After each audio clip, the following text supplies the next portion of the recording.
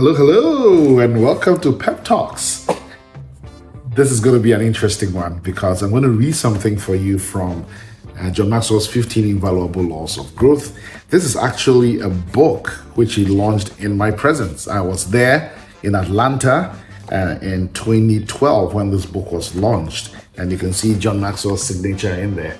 Yeah, that's right. He signed it for us and a group of us who joined him for lunch.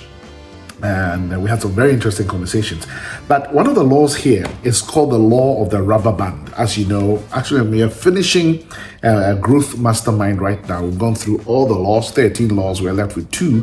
And the law of the rubber band is one that really came to me afresh as we went through it last week. That basically, growth stops when you lose the tension between who you are, where you are now, and who or where you could be. Growth stops when you lose the tension. And I know a lot of us don't like tension. I don't like tension most of the time.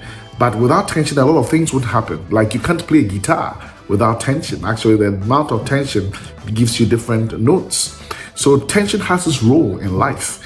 And we actually at our best when we are being stretched. We may not like it, but actually the best comes out of us. So the law of the rubber band basically says a rubber band is useless, right? Unless it's stretched.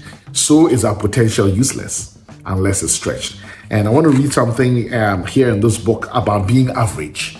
It really hit me in a new way. Everybody in the mastermind was hit by this, even felt insulted by it, because Edmond Godet, who wrote this, made sure that every one of us felt bad for just wanting to be average, just wanting to be mediocre, rather than stretching and being the best that we can be. So he says, average is what failures claim to be when their family and friends ask them why they are not more successful.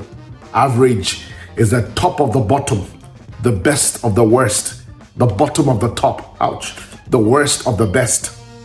Which of these are you? Average means run-of-the-mill, mediocre, insignificant, and also run. I was here too some. I also run, and non-entity. Being average is the lazy person's cop-out. It's lacking the guts to stand up in life. It's living by default. Being average is to take up space for no purpose. It's to take the trip through life, but never pay the fare. It's to return no interest for God's investment in you.